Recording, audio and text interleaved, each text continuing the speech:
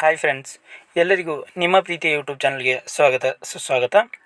ನೋಡಿ ಫ್ರೆಂಡ್ಸ್, ನಾವು ಹಿಂದಿನ ತರಗತಿಯಲ್ಲಿ T E T H S T R, G P S T R ಹಾಗೂ ಪಿ ಎಸ್ ಟಿ ಆರ್, ಅದರ ಜೊತೆಗೆ ಕ್ರೈಸ್ನಲ್ಲಿ ಏನು ಕಾಲ್ಫಾರ್ಮ್ ಆಗ್ತಾ ಇದೆಯಲ್ಲ ಅದಕ್ಕೆ ಸಂಬಂಧಪಟ್ಟಂತೆ ನಾವು ಕನ್ನಡ ವ್ಯಾಕರಣ ಕ್ಲಾಸ್ಗಳನ್ನು ಸ್ಟಾರ್ಟ್ ಮಾಡಿದ್ದೀವಿ. ಅದರಲ್ಲೂ ಕೂಡ ಮೊದಲನೇದಾಗಿ ನಾವು 2 ಕ್ಲಾಸ್ಗಳನ್ನು ಮಾಡಿದ್ದೀವಿ. ಅದು ನನ್ನ ಪ್ಲೇಲಿಸ್ಟ್ನಲ್ಲಿ ಸಿಗುತ್ತೆ, ಅಲ್ಲಿ ಹೋಗಿ ನೀವು ನೋಡ್ಕೋಬೋದು. ಆ ಕ್ಲಾಸಲ್ಲಿ ನಾವು ಒಂದು ಕನ್ನಡ ವರ್ಣಮಾಲೆಯ ಬಗ್ಗೆ ಡಿಸ್ಕಷನ್ ಮಾಡಿದ್ದೀವಿ. ಸಂಯುಕ್ತಾಕ್ಷರ, ಗುಣಿತಾಕ್ಷರ ಹಾಗೂ ನಾಮಪದಗಳ ಬಗ್ಗೆ ಆ 2 ಕ್ಲಾಸ್ನಲ್ಲಿ ನಾನು ಡಿಸ್ಕಷನ್ ಮಾಡಿದ್ದೀನಿ. ಇವತ್ತಿನ ನಾವು ತರಗತಿಯಲ್ಲಿ ಕ್ರಿಯಾಪದಗಳ ಬಗ್ಗೆ ನೋಡ್ತಾ ಬರೋಣ. ಮೊದಲನೇದಾಗಿ ಇಲ್ಲಿ ನೋಡಿ, ಕ್ರಿಯಾಪದಗಳು. ಹೌದಾ, ಈ ಕ್ರಿಯಾಪದಗಳನ್ನು ಸ್ಟಾರ್ಟ್ ಮಾಡೋದಕ್ಕಿಂತ ಮುಂಚೆ ನಾನು ಭಾಳ ದಿನದಿಂದ ಕ್ಲಾಸ್ ಸ್ಟಾರ್ಟ್ ಮಾಡಿದ್ದಿಲ್ಲ, ಮತ್ತು ಇವಾಗ ರೀಸ್ಟಾರ್ಟ್ ಮಾಡ್ತಾ ಇದ್ದೀನಿ ಎಲ್ಲ ಕ್ಲಾಸ್ಗಳನ್ನು. G P S T R ಮತ್ತು P S T R, H S T R ಮತ್ತು ಕ್ರೈಸ್ ಹುದ್ದೆಗಳಿಗೆ ಸಂಬಂಧಪಟ್ಟಂತೆ ಫೋಕಸ್ ಇಟ್ಕೊಂಡು ಅವುಗಳಿಗೆ ಏನೇನು ಕ್ಲಾಸ್ ಬೇಕಲ್ಲ ಅವುಗಳಿಗೆ ಸಂಬಂಧಪಟ್ಟಂತೆ ಕ್ಲಾಸ್ಗಳನ್ನು ನಾನು ಮಾಡ್ತಾ ಬರ್ತೀನಿ. ಮತ್ತು ಯಾರೆಲ್ಲ ನಮ್ಮ ಚಾನಲ್ನ ಸಬ್ಸ್ಕ್ರೈಬ್ ಆಗಿಲ್ಲ, ಬೇಗನೆ ಸಬ್ಸ್ಕ್ರೈಬ್ ಆಗಿ ಪಕ್ಕದಲ್ಲಿರುವಂಥ ಬೆಲ್ ಐಕನನ್ನು ಕ್ಲಿಕ್ ಮಾಡಿ. ಆ ಬೆಲ್ ಐಕನನ್ನು ಕ್ಲಿಕ್ ಮಾಡೋದರ ಮೂಲಕ ನಿಮ್ಗೆ ಏನಾಗುತ್ತೆ, ನಾನು ಯಾವುದೇ ಕ್ಲಾಸ್ ಮಾಡಿದ್ದೆ ಅಂದರೂ ಕೂಡ ನೋಟಿಫಿಕೇಷನ್ ಬರುತ್ತೆ. ಓಕೆನಾ?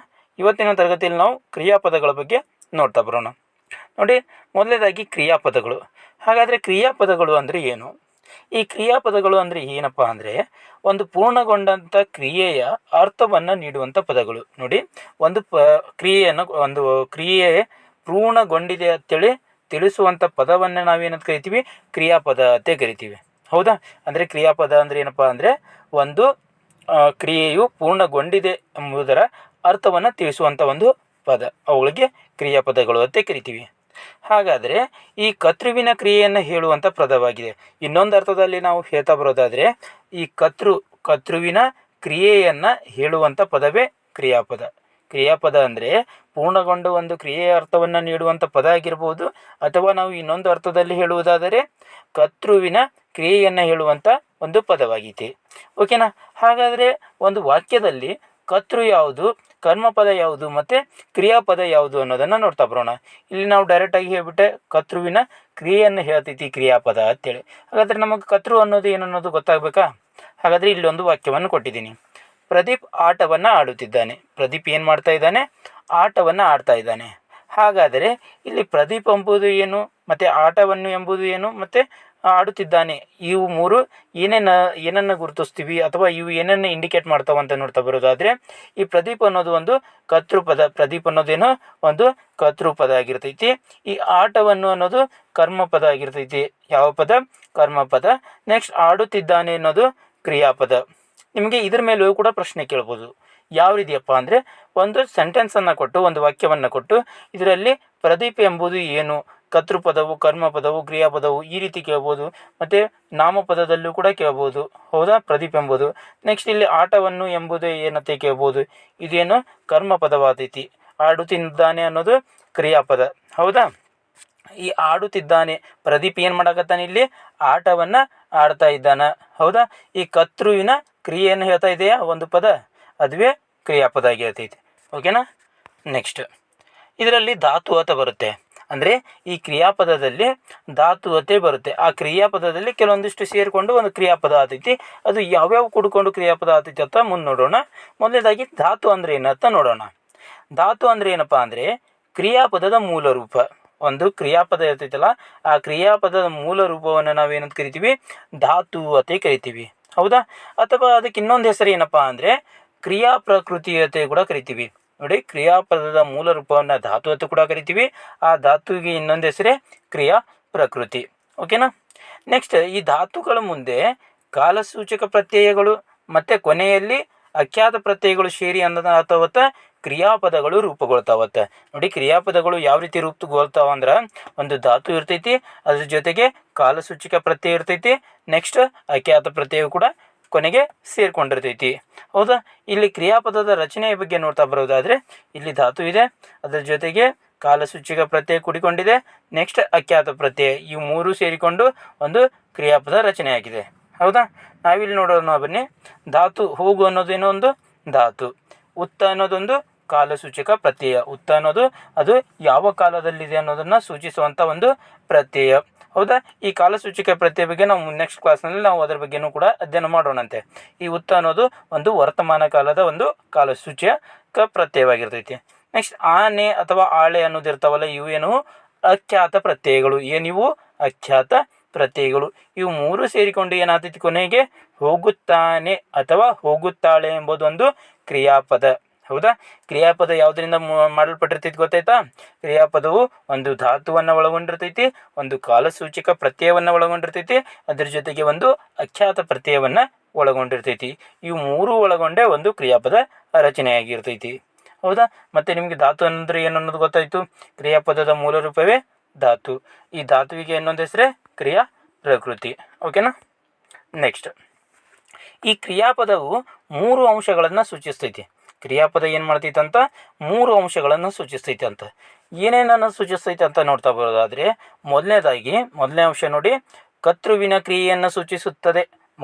ನಾವು ಮೊದಲ ಸ್ಲೈಡ್ನಲ್ಲೇ ನೋಡಿದ್ದೀವಿ, ಕ್ರಿಯಾಪದವು ಕರ್ತೃವಿನ ಕ್ರಿಯೆಯನ್ನು ಸೂಚಿಸ್ತೈತೆ ಅಂತೇಳಿ ನೋಡಿದ್ದೀವಿ. ನೆಕ್ಸ್ಟ್, ಧಾತುಗಳಿಗೆ ಕಾಲಸೂಚಕ ಪ್ರತ್ಯಯಗಳು ಸೇರುವ ಮೂಲಕ ಕ್ರಿಯಾಪದವು ಕ್ರಿಯೆಯ ಕಾಲವನ್ನು ಸೂಚಿಸುತ್ತದೆ. ನೋಡಿ, ಧಾತುಗಳಿಗೆ ಕಾಲಸೂಚಕ ಪ್ರತ್ಯಯಗಳು ಸೇರುವುದರ ಮೂಲಕ ಆ ಕ್ರಿಯಾಪದದ ಕ್ರಿಯೆಯ ಕಾಲವನ್ನು ಸೂಚಿಸ್ತೈತೆ. ಅಂದರೆ ಅದು ವರ್ತಮಾನ ಕಾಲದಲ್ಲಿದೆಯೋ ಅಥವಾ ಭೂತಕಾಲದಲ್ಲಿದೆಯೋ ಅಥವಾ ಭವಿಷ್ಯತ್ ಕಾಲದಲ್ಲಿದೆಯೋ ಅನ್ನೋದನ್ನು ಆ ಕಾಲಸೂಚಕ ಪ್ರತ್ಯಯ ಸೇರುವುದರ ಮೂಲಕ ನಮಗೇನು ಮಾಡ್ತೈತಿ, ತಿಳಿಸ್ತೈತಿ. ನೆಕ್ಸ್ಟ್, ಧಾತುವಿಗೆ ಅಖ್ಯಾತ ಪ್ರತ್ಯಯಗಳು ಸೇರುವ ಮೂಲಕ ಆ ಕ್ರಿಯಾಪದವು ಕರ್ತೃವಿನ ಲಿಂಗ ವಚನವನ್ನು ತಿಳಿಸ್ತೈತಿ. ಅಂದರೆ ಅದು ಸ್ತ್ರೀಲಿಂಗವು ಅಥವಾ ಪುಲ್ಲಿಂಗವು ಅಥವಾ ನಪುಂಸಕ ಲಿಂಗವು ಅದನ್ನು ತಿಳಿಸ್ತೈತಿ. ಯಾವುದು ಅಖ್ಯಾತ ಪ್ರತ್ಯಯ. ಅದರ ಜೊತೆಗೆ ಮತ್ತು ವಚನವನ್ನು ತಿಳಿಸ್ತೈತಿ. ವಚನ ಅಂದರೆ ಏಕವಚನ ಆಗಿರ್ಬೋದು, ಬಹುವಚನ ಆಗಿರ್ಬೋದು, ಇವುಗಳನ್ನು ತಿಳಿಸ್ತೈತಿ. ಹೌದಾ, ಉದಾಹರಣೆಗೆ ನೋಡ್ತಾ ಬರೋದಾದರೆ, ಹೋಗು ಅನ್ನೋದೊಂದು ಧಾತು, ಉತ್ತ ಅನ್ನೋದೊಂದು ಏನಪ್ಪ ಅಂದರೆ ಇದು ವರ್ತಮಾನದ ಕಾಲಸೂಚಕ ಪ್ರತ್ಯಯ. ನೆಕ್ಸ್ಟ್, ಆನೆ ಅನ್ನೋದೊಂದು ಇದೊಂದು ಅಖ್ಯಾತ ಪ್ರತ್ಯಯ. ಇವು ಮೂರು ಕೂಡಿಕೊಂಡು ಏನಾಗೈತಿ, ಹೋಗುತ್ತಾನೆ ಅತ್ತಾಗೈತಿ. ಹೋಗುತ್ತಾನೆ ಅಂದರೆ ಇಲ್ಲೇನಾಗಿದೆ, ಇವು ಮೂರು ಸೇರಿಸ್ಕೊಂಡು ಇಲ್ಲಿ ಲಿಂಗ, ಯಾವ ಲಿಂಗ ಇದೆ, ಒಂದು ಪುಲ್ಲಿಂಗವನ್ನು ಸೂಚಿಸ್ತಾ ಇದೆ. ನೇ ಅನ್ನೋದು ಇದೆಯಲ್ಲ, ಪುಲ್ಲಿಂಗವನ್ನು ಸೂಚಿಸ್ತಾ ಇದೆ. ಮತ್ತು ಇದು ಏಕವಚನವನ್ನು ಸೂಚಿಸ್ತಾ ಇದೆ. ಯಾವ ವಚನವನ್ನು? ಏಕವಚನ. ಮತ್ತು ಹೋಗುತ್ತಾನೆ ಇದೆಯಲ್ಲ, ಇದು ಒಂದು ವರ್ತಮಾನದಲ್ಲಿರುವಂಥ ಒಂದು ಕ್ರಿಯಾಪದ. ವರ್ತಮಾನ ಯಾವ ಒಂದು ಕಾಲವನ್ನು ಸೂಚಿಸ್ತಾ ಇದೆಯಪ್ಪ ಅಂದರೆ ವರ್ತಮಾನದ ಕಾಲವನ್ನು ಸೂಚಿಸ್ತಾ ಇದೆ. ನೆಕ್ಸ್ಟ್, ಹೋಗು ಅನ್ನೋದು ಒಂದು ಧಾತು, ದ ಅನ್ನೋದು ಒಂದು ಕ್ರಿಯಾಸೂಚಕ ಪ್ರತ್ಯಯ, ಕಾಲಸೂಚಕ ಪ್ರತ್ಯಯ, ಅಳು ಅನ್ನೋದು ಒಂದು ಅಖ್ಯಾತ ಪ್ರತ್ಯಯ. ಇದು ಎಲ್ಲ ಸೇರಿಕೊಂಡು ಹೋದಳು ಅನ್ನೋದು ಸೂಚಿಸ್ತಾ ಇದೆ. ಹಾಗಾದರೆ ಇದು ಒಂದು ಭೂತಕಾಲದ ಕಾಲಸೂಚಕ ಪ್ರತ್ಯಯವನ್ನು ಭೂತಕಾಲವನ್ನು ಸೂಚಿಸ್ತಾ ಇದೆ. ನೆಕ್ಸ್ಟ್, ಲಿಂಗವನ್ನು ನೋಡ್ತಾ ಬರೋದಾದರೆ ಇದು ಸ್ತ್ರೀಲಿಂಗವನ್ನು ಸೂಚಿಸ್ತಾ ಇದೆ. ಮತ್ತು ವಚನವನ್ನು ನೋಡ್ತಾ ಬರೋದಾದರೆ ಏಕವಚನವನ್ನು ಸೂಚಿಸ್ತಾ ಇದೆ. ಹೌದಾ, ಇಲ್ಲಿ ನೀವು ತಿಳ್ಕೊಬೇಕು ಏನಪ್ಪ ಅಂದರೆ, ಉತ್ತ ಅನ್ನೋದು ವರ್ತಮಾನದ ಕಾಲಸೂಚಕ ಪ್ರತ್ಯಯ, ದ ಅನ್ನೋದು ಭೂತಕಾಲದ ಕಾಲಸೂಚಕ ಪ್ರತ್ಯಯ. ನೆಕ್ಸ್ಟ್ ಇನ್ನೊಂದಿದೆ ನೋಡಿ, ಹೋಗು ಪ್ಲಸ್ ವ ಅನ್ನೋದು ಇದು ಭವಿಷ್ಯತ್ ಕಾಲದ ಕಾಲಸೂಚಕ ಪ್ರತ್ಯಯ. ನೆಕ್ಸ್ಟ್ ಒಂದು ಅದರ ಜೊತೆಗೆ ಅಖ್ಯಾತ ಪ್ರತ್ಯಯ ಕೂಡಿಕೊಂಡಿದೆ. ನೆಕ್ಸ್ಟ್ ಏನಾಗಿದೆ, ಹೋಗುವನು ಆಗಿದೆ. ಹೋಗುವನು ಇದು ಏನಪ್ಪ ಅಂದರೆ ಒಂದು ಹೋಗುವನು ಅಂದರೆ ಭವಿಷ್ಯತ್ ಕಾಲವನ್ನು ಸೂಚಿಸ್ತಾ ಇದೆ. ಗೊತ್ತಾಯ್ತಾ? ಇವು 3 ಪಾಯಿಂಟ್ ನೆನಪಿಟ್ಕೊಳ್ಳಿ. ಇವುಗಳ ಮೇಲೆ ಪ್ರಶ್ನೆ ಆಗುತ್ತೆ. ಏನಪ್ಪ ಅಂದರೆ, ಒಂದು ಉತ್ತ ಅನ್ನೋದು ಒಂದು ವರ್ತಮಾನ ಕಾಲದ ಕಾಲಸೂಚಕ ಪ್ರತ್ಯಯ ಯಾವುದು? ವರ್ತಮಾನ ಕಾಲದ ಕಾಲಸೂಚಕ ಪ್ರತ್ಯಯ ಯಾವುದು ಅಂತ ಕೇಳ್ತಾನೆ, ಉತ್ತ. ಹೌದಾ? ನೆಕ್ಸ್ಟ್, ದ ಅನ್ನೋದು ಭೂತಕಾಲದ ಕಾಲಸೂಚಕ ಪ್ರತ್ಯಯ. ಯಾವುದ್ರದ್ದು? ಭೂತಕಾಲದ ಕಾಲಸೂಚಕ ಪ್ರತ್ಯಯ. ನೆಕ್ಸ್ಟ್, ವ ಅನ್ನೋದು ಭವಿಷ್ಯತ್ ಕಾಲದ ಕಾಲಸೂಚಕ ಪ್ರತ್ಯಯ. ಯಾವ ಕಾಲ? ಭವಿಷ್ಯತ್ ಕಾಲದ ಒಂದು ಕಾಲಸೂಚಕ ಪ್ರತ್ಯಯ. ನೆಕ್ಸ್ಟ್, ನಿಮಗೆ ಇಲ್ಲಿ ಕೂಡ ಕೇಳ್ಬೋದು, ಯಾವ ರೀತಿಯಪ್ಪ ಅಂದರೆ, ಹೋಗುತ್ತಾನೆ ಅನ್ನೋದು ಒಂದು ಯಾವ ಕಾಲವನ್ನು ಸೂಚಿಸ್ತಾ ಇದೆ ಅಂದರೆ ಇದೊಂದು ವರ್ತಮಾನ ಕಾಲವನ್ನು ಸೂಚಿಸ್ತಾ ಇದೆ. ಹೋದಳು ಅನ್ನೋದು ಭೂತಕಾಲ, ಹೋಗುವನು ಅನ್ನೋದು ಭವಿಷ್ಯತ್ ಕಾಲವನ್ನು ಸೂಚಿಸ್ತಾ ಇದೆ. ಇದರ ಮೇಲೆ ಕೂಡ ನಿಮಗೆ ಪ್ರಶ್ನೆಯನ್ನು ಕೇಳ್ಬೋದು. ಅಥವಾ ಇನ್ನೊಂದು ರೀತಿಯೂ ಕೇಳ್ಬೋದು. ಏನಪ್ಪ ಅಂದರೆ, ಹೋಗುತ್ತಾನೆ ಅಂತ ಕೊಟ್ಟು ಇದರಲ್ಲಿರುವಂಥ ಧಾತುವನ್ನು ಗುರುತಿಸಿ ಅದು ಕೊಟ್ಟಾಗ ಹೋಗು ಅನ್ನೋದು ಏನಾಗುತ್ತೆ? ಧಾತು ಆಗುತ್ತೆ. ಓಕೆನಾ? ನೆಕ್ಸ್ಟ್, ಧಾತುಗಳಲ್ಲಿ 2 ವಿಧ ನೋಡಿ. ನಾವು ಧಾತುಗಳಲ್ಲಿ 2 ವಿಧಗಳನ್ನು ನೋಡ್ತೀವಿ. ಒಂದನೇದಾಗಿ ಸಹಜ ಧಾತು ಅಥವಾ ಇದನ್ನು ಮೂಲಧಾತು ಅಂತ ಕೂಡ ಕರಿತೀವಿ. ನೋಡಿ, ಸಹಜ ಧಾತು ಅಥವಾ ಮೂಲಧಾತು, ಇನ್ನೊಂದು ಸಾಧಿತ ಧಾತು. ಮೊದಲನೇದಾಗಿ ನಾವು ಇವಾಗ ಸಹಜ ಧಾತು ಅಥವಾ ಅದನ್ನು ಮೂಲಧಾತು ಅಂತ ಕೂಡ ಕರಿತೀವಿ. ಅದು ಹಂಗಂದ್ರೆ ಏನು ಅನ್ನೋದರ ಬಗ್ಗೆ ನೋಡ್ತಾ ಬರೋಣ. ಯಾವುದೇ ಪ್ರತ್ಯಯವನ್ನು ಹೊಂದದೆ ತಮ್ಮ ಮೂಲ ರೂಪದಲ್ಲಿ ಪ್ರಯೋಗಿಸಲ್ಪಡುತ್ತಿದ್ದರೆ ಅಂತಹ ರೂಪಗಳಿಗೆ ಮೂಲಧಾತು ಅಥವಾ ಸಹಜ ಧಾತು ಅಂತ ಕರಿತೀವಿ. ನೋಡಿ, ಯಾವುದೇ ಒಂದು ಪ್ರತ್ಯಯವನ್ನು ಹೊಂದಲಾರ್ದ ಅದು ತಮ್ಮ ಮೂಲ ರೂಪದಲ್ಲೇ ಇರ್ತೈತೆ, ಅಂಥ ಮೂಲ ರೂಪದಲ್ಲೇ ಪ್ರಯೋಗಿಸಲ್ಪಡುವಂಥ ಒಂದು ರೂಪಗಳಿಗೆ ಏನಂತ ಕರಿತೀವಿ ನಾವು? ಮೂಲಧಾತು ಅಥವಾ ಸಹಜ ಧಾತು ಅಂತ ಕರಿತೀವಿ. ಇಲ್ಲಿ ಏನಿರ್ತೈತಪ್ಪ, ಮೂಲವಾಗಿರುವಂಥ ಒಂದು ರೂಪ ಇರ್ತೈತಿ, ಇಲ್ಲಿ ಯಾವುದೇ ಪ್ರತ್ಯಯ ಆ್ಯಡ್ ಆಗಲ್ಲ. ಇದು ತಲೆಯಾಗಿಟ್ಕೋಬೇಕು ನೀವು. ಯಾವುದೇ ಪ್ರತ್ಯಯ ಹೊಂದಲ್ಲ, ಅವು ತಮ್ಮ ಮೂಲ ರೂಪದಲ್ಲೇ ಪ್ರಯೋಗಿಸಲ್ಪಡ್ತಾವೆ. ಅಂಥ ಧಾತುಗಳಿಗೆ ಮೂಲಧಾತು ಅಥವಾ ಸಹಜ ಧಾತು ಅಂತ ಕರಿತೀವಿ. ಹಾಗಾದರೆ ಎಕ್ಸಾಂಪಲ್ಗೆ ಯಾವ್ಯಾವಪ್ಪ ಅಂದರೆ ನಡೆ, ಓಡು, ನಡುಗು, ಕೊಡು, ಹಿಡಿ, ತೂಗು, ಹೊಗಳು, ಬೆಳಗು, ತಿನ್ನು, ಸಾಕು. ತಿನ್ನು ಲಾಸ್ಟ್ನೇದೇನು ಸಾಕು. ಓಕೆನಾ, ಒಂದು ಸೆಕೆಂಡು. ಸಾಕು. ಇವೆಲ್ಲವೂ ಕೂಡ ಮೂಲಧಾತು ಅಥವಾ ಸಹಜ ಧಾತು ಆಗಿರ್ತವೆ. ಇವೇನು ಬಳಸಲ್ಲಪ್ಪ ಅಂದರೆ ಇವು ಯಾವುದೇ ಪ್ರತ್ಯಯವನ್ನು ಒಳಗೊಂಡಿರಲ್ಲ. ಇಲ್ಲಿ ಯಾವುದಾದ್ರೂ ಪ್ರತ್ಯಯ ಇದೆಯಾ? ಇಲ್ಲ. ಇದು ಡೈರೆಕ್ಟಾಗಿ ಒಂದು ಧಾತು ಇದೆ. ನಡೆ, ನಡೆ ಅಂದ್ರೆ ಹೋಗು ಅಂದಂಗೆ. ಓಡು ಅಂದ್ರೆ ಓಡಪಾತೆ ಅಂದಂಗೆ. ನಡುಗು ಅಂದ್ರೆ ನಡುಕ. ಕೊಡು ಅಂದ್ರೆ ಕೊಡುವುದು. ಹಿಡಿ ಅಂದರೆ ಹಿಡಿಯುವುದು. ಈ ರೀತಿಯಾಗಿ ಇವು ಒಂದು ಮೂಲ ರೂಪದಲ್ಲಿರ್ತವೆ. ಇದರಲ್ಲಿ ಯಾವುದೇ ಒಂದಂಥ ಪ್ರತ್ಯಯಗಳು ಆ್ಯಡ್ ಆಗಿರಲ್ಲ. ಓಕೆನಾ. ನೆಕ್ಸ್ಟ್ ಸಾಧಿತ ಧಾತು ಅಂತ ಬರುತ್ತೆ. ಈ ಸಾಧಿತ ಧಾತುದಲ್ಲಿ ಒಂದು ಆ್ಯಡ್ ಆಗುತ್ತೆ. ಏನು ಆ್ಯಡ್ ಆಗುತ್ತಪ್ಪ ಅಂದರೆ ಇಸು ಅನ್ನೋಂಥ ಒಂದು ಪ್ರತ್ಯಯ ಆ್ಯಡ್ ಆಗುತ್ತೆ. ಇಲ್ಲಿ ನೋಡೋಣ ಬನ್ನಿ. ಕೆಲವು ನಾಮಪ್ರಕೃತಿಗಳಿಗೆ ಅನುಕರಣವ್ಯಯಗಳಿಗೆ ಮತ್ತು ಕೆಲವೊಂದಿಷ್ಟು ನಾಮಪ್ರಕೃತಿಗಳಿಗೆ ಆಗಿರ್ಬೋದು, ಅನುಕರಣವ್ಯಯಗಳು ಬರ್ತಾವಲ್ಲ ಅವುಗಳಿಗೆ ಆಗಿರ್ಬೋದು, ಮತ್ತು ಎಲ್ಲ ಪ್ರೇರಣಾರ್ಥಕ ಪದಗಳು ಬರ್ತಾವಲ್ಲ ಅವುಗಳಿಗೆ ಪ್ರತ್ಯಯ ಸೇರಿದರೆ ಸಾಧಿತ ಧಾತುಗಳು ರೂಪುಗೊಳ್ತಾವು. ಆ ಪ್ರತ್ಯಯ ಯಾವುದಪ್ಪ ಅಂದರೆ ಇಸು ಎಂಬ ಪ್ರತ್ಯಯ. ಯಾವ ಪ್ರತ್ಯಯ? ಇಸು ಎಂಬ ಪ್ರತ್ಯಯ. ಇದು ನಾಮ ಪ್ರಕೃತಿಗಳೊಂದಿಗೆ ಕೂಡಿಕೊಂಡು, ನೆಕ್ಸ್ಟ್ ಅನುಕರಣವ್ಯಯಗಳೊಂದಿಗೆ ಕೂಡಿಕೊಂಡು, ನೆಕ್ಸ್ಟ್ ಪ್ರೇರಣಾರ್ಥಕ ಪದಗಳೊಂದಿಗೆ ಕೂಡಿಕೊಂಡು ಬಂದರೆ ಅಂಥವುಗಳನ್ನು ನಾವೇನಂತ ಕರಿತೀವಿ? ಸಾಧಿತ ಧಾತು ಅಂತ ಕರಿತೀವಿ. ಹಾಗಾದರೆ ಆ ಸಾಧಿತ ಧಾತುವಿಗೆ ಇನ್ನೊಂದು ಹೆಸರು ಏನಿದೆ, ಏನಪ್ಪ ಅಂದರೆ ಪ್ರತ್ಯಯಾಂತ ಧಾತು. ಏನಂತ ಕರಿತೀವಿ? ಪ್ರತ್ಯಯಾಂತ ಧಾತು ಅಥವಾ ಸಾಧಿತ ಧಾತು ಅಂತೇಳಿ ಕರಿತೀವಿ. ಹಾಗಾದರೆ ಇಸು ಅನ್ನುವಂಥ ಪ್ರತ್ಯಯ ಎಲ್ಲಿ ಕೂಡಿಕೊಂಡಿರ್ತೈತಿ ನೋಡ್ರಿ, ಅದು ಒಂದು ಸಾಧಿತ ಧಾತು ಅಥವಾ ಪ್ರತ್ಯಯಾಂತ ಧಾತು ಆಗಿರ್ತೈತಿ. ಓಕೆನಾ. ಯಾವುದೇ ಒಂದು ಪ್ರತ್ಯಯ ಇಸು ಎಂಬ ಪ್ರತ್ಯಯ ಇರಲಿಲ್ಲಪ್ಪ ಅಂದ್ರೆ ಅದು ಸಹಜ ಧಾತು ಅಥವಾ ಮೂಲಧಾತು ಆಗಿರ್ತೈತಿ. ಓಕೆನಾ. ಇಲ್ಲಿ ಮೊದಲನೇದಾಗಿ ನಾವು ನಾಮ ಪ್ರಕೃತಿಗಳಿಗೆ ಇಸು ಪ್ರತ್ಯಯ ಸೇರಿದಾಗ ಏನಾಗ್ತೈತೆ ಅಂತ ನೋಡೋಣ. ಇದು ಕನ್ನಡ ಅನ್ನೋದು ಒಂದು ನಾಮ ಪ್ರಕೃತಿ. ಇದಕ್ಕೆ ಇಸು ಸೇರಿಸಿದಾಗ ಕನ್ನಡಿಸು ಆಗುತ್ತೆ. ಅಬ್ಬರಕ್ಕೆ ಇಸು ಸೇರಿಸಿದಾಗ ಅಬ್ಬರಿಸು ಆಗುತ್ತೆ. ಓಕೆನಾ. ಇಲ್ಲಿ ಇಸು ಎಂಬುವಂಥ ಒಂದು ಪ್ರತ್ಯಯ ಕೂಡಿಕೊಂಡಿದೆ. ಅನುಕರಣವ್ಯಯಗಳನ್ನು ನೋಡಿದಾಗ ದಗದಗ ಅನ್ನೋದು ಒಂದು ಅನುಕರಣವ್ಯಯ. ಇದಕ್ಕೆ ಇಸು ಸೇರಿದಾಗ ಧಗಧಗಿಸು ಆಗುತ್ತೆ. ಘಮಘಮ ಅನ್ನೋದು ಅನುಕರಣವ್ಯಯಕ್ಕೆ ಇಸು ಸೇರಿದಾಗ ಘಮಘಮಿಸು ಆಗುತ್ತೆ. ಥಳಥಳಕ್ಕೆ ಇಸು ಸೇರಿದಾಗ ಥಳಥಳಿಸು ಅಂತ ಆಗುತ್ತೆ. ಹಾಗಾದರೆ ಸರ್ ಅನುಕರಣವ್ಯಯ ಅಂದರೆ ಏನು ಅಂತ ನೋಡ್ತಾ ಬರೋದಾದರೆ, ಅನುಕರಣವ್ಯಯ ಅಂದರೆ ಇದು ಅನುಕರಣೆ, ಒಂದು ವಸ್ತುವಿನ ಅನುಕರಣೆ ಮಾಡ್ತೈತೆ, ಆದರೆ ಯಾವುದೇ ಅರ್ಥವನ್ನು ಹೊಂದಿರಲ್ಲ. ಈಗ ಒಂದು ಎಕ್ಸಾಂಪಲ್ಗೆ, ಬೆಂಕಿ ಧಗಧಗನೆ ಹೊತ್ತಿತು ಅಥವಾ ಧಗಧಗನೆ ಉರಿಯಿತು ಅಂದರೆ ಬೆಂಕಿ ಹೆಂಗೆ ಉರಿಯಾಕತೈತಿ?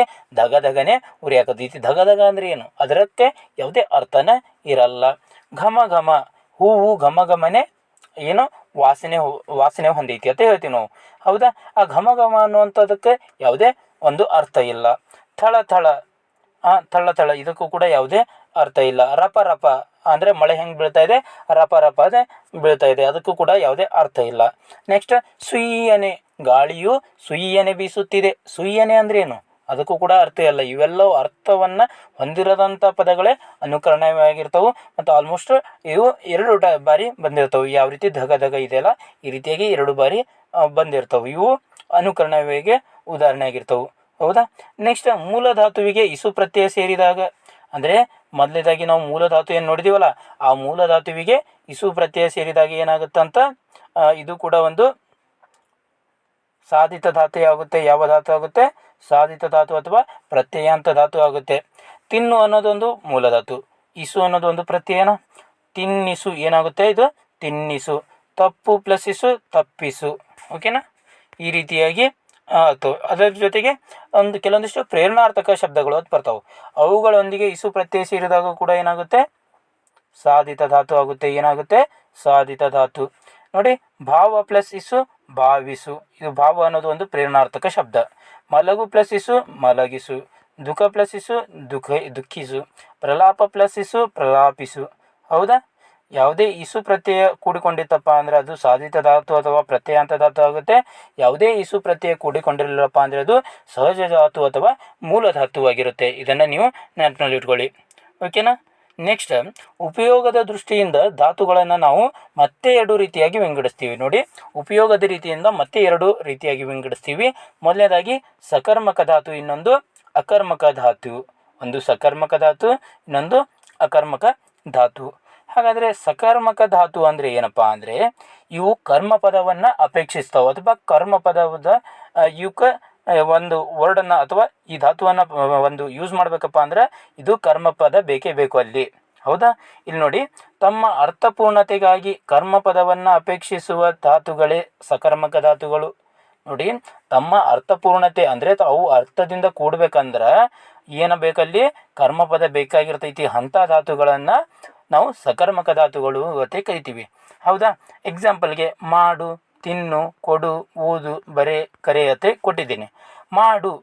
ಮಾಡು ಅಂದರೆ ಇಲ್ಲಿ ಒಂದು ಧಾತು ಬೇಕು. ಯಾವ ಧಾತು ಬೇಕಪ್ಪ ಅಂದರೆ ಕರ್ಮಪದ ಬೇಕು. ಯಾಕೆ ರೀತಿಯಪ್ಪ ಅಂದರೆ ಮಾಡು, ಏನು ಮಾಡಲಿ, ಏನು ಅನ್ನೋದು ಏನು ಮಾಡಲಿ. ಹೌದಾ, ತಿನ್ನು, ಏನನ್ನು ತಿನ್ನಲಿ. ಹೌದಾ, ಇಲ್ಲಿ ನೀವು ಇದೇ ರೀತಿಯಾಗಿ ನಿಮಗೆ ಗೊತ್ತಾಗಲಿಲ್ಲಪ್ಪ ಅಂದರೆ ಏನು ಮಾಡಬೇಕಪ್ಪ ಅಂದರೆ ಈ ಏನು ಸಕರ್ಮಕ ಧಾತುಗಳು ಇರ್ತಾವಲ್ಲ, ಧಾತುಗಳಿಗೆ ನಾವು ಏನನ್ನು ಮತ್ತು ಯಾರನ್ನು ಅತಿ ಪ್ರಶ್ನೆ ಮಾಡಿದಾಗ ಆ ಕ್ರಿಯೆಗೆ ಒಂದು ಉತ್ತರ ದೊರಕುವಂಥದ್ದಿತ್ತಪ್ಪ ಅಂದರೆ ಅದು ಏನಾಗಿರ್ತೈತಿ, ಒಂದು ಸಕರ್ಮಕ ಧಾತು ಆಗಿರ್ತೈತಿ. ಎಕ್ಸಾಂಪಲ್ಗೆ ಮಾಡು ಅಂದರೆ ಅದಕ್ಕೆ ಪ್ರಶ್ನೆ ಮಾಡೋದು. ಏನನ್ನು ಮಾಡು ಅಂದರೆ ಒಂದು ಕೆಲಸವನ್ನು ಮಾಡು ಅಥವಾ ಆ ರೀತಿಯಾಗಿ ಒಂದು ಉತ್ತರ ಸಿಗ್ತಿರ್ತೈತಿ. ನೆಕ್ಸ್ಟ್ ತಿನ್ನು, ಇಲ್ಲಿ ನೋಡಿ ಎಕ್ಸಾಂಪಲ್ಗೆ ಅಂದರೆ ಏನನ್ನು ತಿನ್ನಲಿ ಅಥವಾ ಹೌದಾ ನೀನು ಹಣ್ಣನ್ನು ತಿನ್ನು. ಹೌದಾ, ಈ ರೀತಿಯಾಗಿ ನಾವು ನೋಡ್ಬೋದು. ಏನನ್ನು ಮಾಡು ಈ ರೀತಿಯಾಗಿ ಇರುತ್ತೆ. ಇಲ್ಲಿ ನೀವು ನೋಡ್ಬೋದು ಕೊಡು, ಏನನ್ನು ಕೊಡು. ಕರೆ, ಯಾರನ್ನು ಕರೆ ಅಂದರೆ ಅಲ್ಲಿ ನಾವು ಏನನ್ನು ಯಾರನ್ನು ಅತ್ತೆ ಪ್ರಶ್ನೆ ಮಾಡಿದಾಗ ಅದಕ್ಕೆ ಒಂದು ಉತ್ತರ ಇರ್ತೈತಿ. ಅಂಥವಕ್ಕೆ ನಾವು ಏನಂತ ಕರಿತೀವಿ, ಸಕರ್ಮಕ ಧಾತುಗಳು ಅಂತ ಕರಿತೀವಿ. ಓಕೆನಾ. ಇಲ್ಲಿ ಎಕ್ಸಾಂಪಲ್ ನೋಡಿರಿ ನೀವು, ರಮೇಶನು ಕೆಲಸವನ್ನು ಮಾಡಿದನು. ನಾವು ಇದಕ್ಕೆ ಕ್ವಶನ್ ಮಾಡಿದೆವು ಅಂದರೆ ರಮೇಶನು ಏನನ್ನು ಮಾಡಿದನು, ರಮೇಶನು ಕೆಲಸವನ್ನು ಮಾಡಿದನು. ಇಲ್ಲಿ ಉತ್ತರ ದೊರೀತಾ ಇದೆಯಾ? ಇದು ಒಂದು ಸಕರ್ಮಕ ಧಾತು ಆಗಿರುತ್ತೆ. ಓಕೆನಾ. ನೆಕ್ಸ್ಟ್ ಅಕರ್ಮಕ ಧಾತುಗಳು ಅಂತ ಬರ್ತಾವೆ. ಅಕರ್ಮಕ ಧಾತು ಅಂದರೆ ಏನಪ್ಪ ಅಂದರೆ ಅವು ಕರ್ಮಪದವನ್ನು ಅಪೇಕ್ಷಿಸಲ್ಲ. ಕರ್ಮಪದವನ್ನು ಅಪೇಕ್ಷಿಸದ ಧಾತುಗಳೇ ಅಕರ್ಮಕ ಧಾತುಗಳು.